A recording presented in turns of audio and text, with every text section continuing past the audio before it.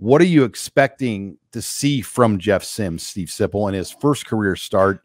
We've kind of heard a lot of folk tales, a lot of camp tales about him as a thrower. We know this offensive line could have some limitations. We know that the receiving group is not really a stocked group. So there's a lot of things that make you wonder, what will this first outing from Jeff Sims look like? Oh, it's really hard to say, except what we've said, which is expect a few big runs. I would expect that. I expect him to get loose. And that'll Sean, I'm just going to say, that's going to be a big part of the offense. Okay. Now, what will his accuracy be like? I think his accuracy during this month, we'll say, not just camp, this month has been good. Not perfect. It certainly wasn't where they wanted it in the first 4 or 5 days. And then I think it according to Satterfield, Marcus Satterfield, it evened out. What you hope, if you're a Nebraska fan, you see is calm. You hope that he's poised and the operation works well, that there's not a lot of procedural problems like they had in one of the scrimmages. That's not all on the quarterback, but let's face it. I mean, a lot of it kind of comes back to him. You want a smooth operator out there. You don't want to see palms up. You don't want to see fidgety. You want to see smooth. We've seen a lot of smooth. We saw Casey Thompson, smooth operator. Did you ever worry about Casey flaking out? No. Never. You didn't really worry about the operation with Casey. Well, Jeff Sims has started more games than Casey Thompson. Yeah, he's 23 starts. He's a veteran. I mean, he's played. Yeah. I mean, Nebraska in the spring had 2 quarterbacks with over 20 Power 5 starts each, which is almost unheard of. Yeah, I think he has 23 starts, Jeff Sims. So, yeah, I expect to see poise. I don't expect to see great accuracy. I wouldn't be surprised if there's a couple turnovers. Wouldn't be surprised. Can they find a deep shot? And who's that going to be? Well, I think it'd be a freshman. That's what I think. So you don't think Billy Kemp's a deep shot? We have this discussion all the time. He's your Wandale, basically. He is going to work the middle of the field. He's the underneath stuff. I think what you're looking at is you got to find a deep threat, and I think it'd be a freshman like Jalen Lloyd or Malachi Coleman. Send them deep, and then at least, even if it's not complete, if it's not a completed ball, at least the defense knows that's possible. And those other guys, Isaiah Garcia Castaneda, Bullock, Kemp, can work the underneath a little bit better. I think you're going to see a lot of short passes, Sean. How about Bullock getting the scholarship this week, joining his brother? And I think Matt Rule would say is like, you probably didn't have a scholarship to give to John Bullock, but they had to. I mean, if you want to keep the credibility of what this walk-on program is, I mean, you got a guy starting the opener as a walk-on. Yeah, you got to give him a scholarship. I mean, if you're like, yeah, we're going to give like third-string guys that aren't playing cars and apartments, but you're going to get nothing as a starter. I mean, right. I mean, the credibility of the whole thing goes to hell at that point. Yeah, the Bullock family. Wow. I mean, think about the Bullock family. They have 2 starters. Not now. This is where you black shirt and the starting receiver. This is where you come in. I mean, I'm not a very good historian. How often has that happened? Well, the Long brothers, Spencer and Jake, they were walk-ons from Elkhorn. Spencer got a scholarship as a sophomore. And both started, right? Yeah, and Jake got a scholarship as a senior tight end. Yeah. Peter brothers, obviously. I mean, they came in as scholarship guys. The Rude brothers came in. Yeah, I'm not talking scholarship or I'm not necessarily brothers. I'm not making the distinction. I don't do that, by the way. I'm not a big, like, he's a scholarship guy. I'm not that guy, Sean. If you're a player, you're a player. Well, the Rude brothers would be, there's 2 sets of Rude brothers. Yeah.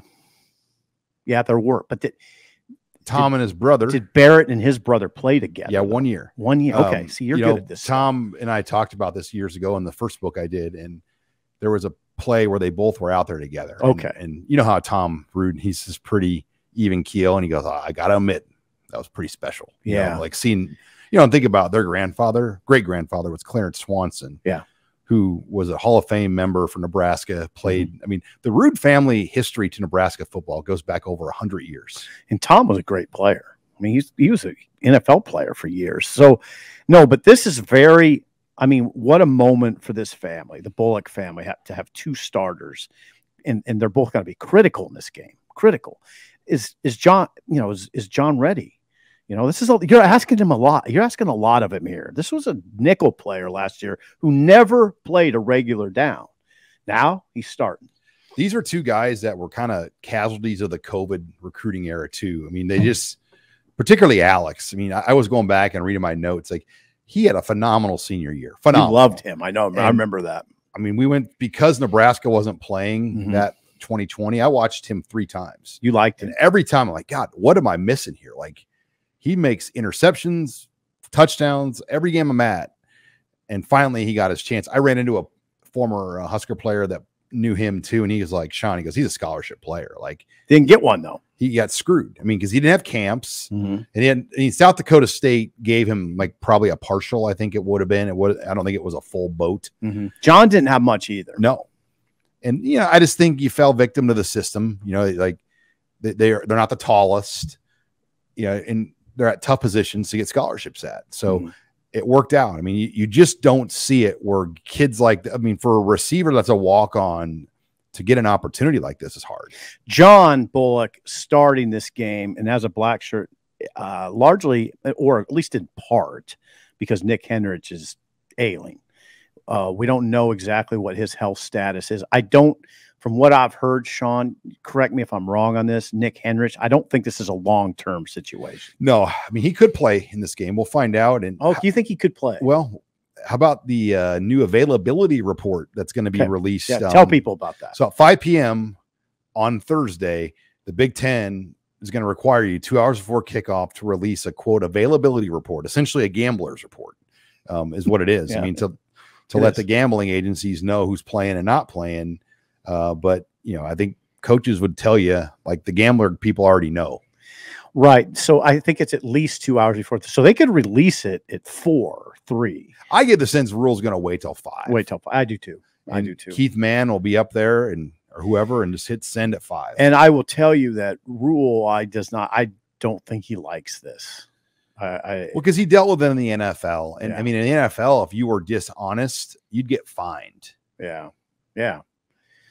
So listen, some of this is just, some of it's a proactive move by the Big Ten to head off the possibility of gamblers getting to kids and asking them for information, getting to coaches and asking them for information. I think you're suggesting that already happens. Oh, for sure.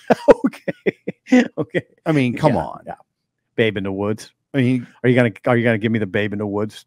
Those type of gambler guys know all that stuff already. Yeah. You know what it takes? All it takes is one person. Yeah. Oh, I hear you. So I don't know. The Big Ten's the only conference doing it, right? But Brian Kelly at LSU is sort of going rogue and doing it on his own,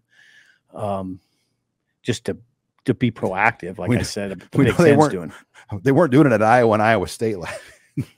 They needed to, apparently. I don't know what the hell to say about that. Those kids at Iowa and Iowa State gambling on their own games, that's taboo. That's called taboo. That eats away at the credibility of your sport. You better watch it. If you're a leader of this sport, don't shrug your shoulders on that. That erodes credibility. When stuff comes up, kicker slides one right on a potential game winner, slides one right. People are going to ask questions sometimes. Well, think what it did to Pete Rose. One of the greatest baseball players ever to play the game is blackballed. Yeah. I mean, what's different about these situations? I don't think anything, except people are going to say it's more, but Sean, Sip, it's more pervasive now. Gambling's more pervasive. It's more accepted.